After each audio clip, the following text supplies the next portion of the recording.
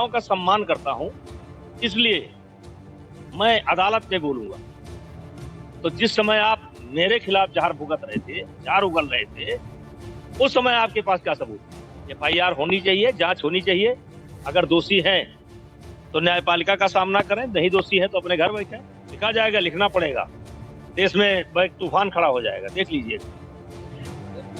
नमस्कार दोस्तों, बीजेपी के सांसद ब्रजभूषण शरण सिंह ने अब चंद्रशेखर आजाद से लिया बदला। को लेकर कुछ कहना चाहेंगे लगातार? हाँ, ये बहुत इंपॉर्टेंट है आप लोगों के लिए। मैं आपको इस पे इतना ही कहूंगा, ये एक महिला के सम्मान से जुड़ा विषय है।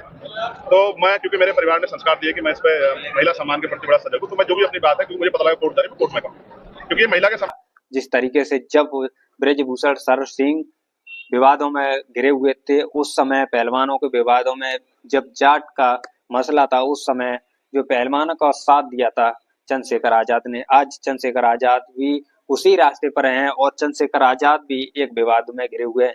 उसमें चंद्रशेखर आजाद को झटका देने के लिए जो रोड़ी गाबरी का जो मसला है, उसमें उस विवाद में ब्रजभूषण शरण सिंह की एंट्री हो चुकी है। उन्होंने क्या कहा वो आपको सुनाएंगे। उससे पहले आपको बता दें कि ब्रजभूषण शरण सिंह गोंडा के रहने वाले हैं और केसरगंज के लोकसभा सांसद हैं और उनकी काफी बीजेपी में अच्छी पकड़ मानी जाती है और बीजेपी के काफी लोकप्रिय सांसद हैं।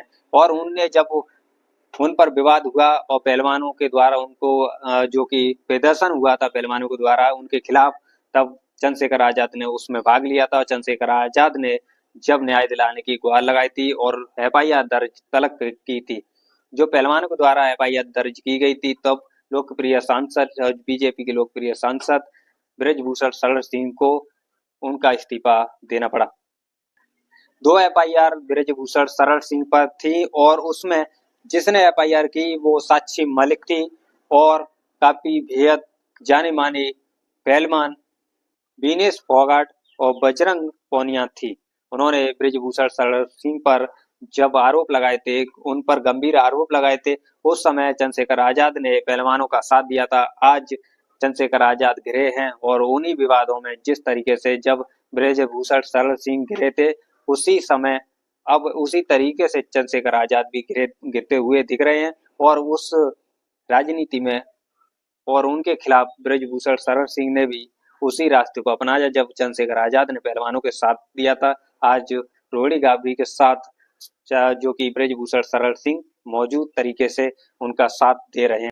इंदौर की रहने वाली रोड़ी गाबरी के विवादों में चंद्रशेखर आजाद बखूबी घिर चुके हैं और उनको बचाने के लिए कोई भी ऐसा रास्ता नहीं दिख रहा और चंद्रशेखर आजाद ने भी काफी तेजी से और अपनी जुगाड़ बना ली है। चंद्रशेखर आजाद भी एक नए तरीके से अब उनकी पर्सनल लाइफ का ये जरिया बता दिया है। चंद्रशेखर आजाद ने एक मीडिया के द्वारा जब प्रेस कॉन्फ्रेंस की गई तो उसमें उन्होंने कहा कि ये मेरा पर्सनल मामला है और इस पर्सनल मामले पे कोई भी दखल देना मैं नहीं चाहता और ये कोर्ट का फैसला है, कोर्ट के ही जरिए ये निवारण होगा, इसका समाधान कोर्ट में ही होगा। इसके ऊपर मैं कुछ ज्यादा टिप्पणी नहीं करना चाहता।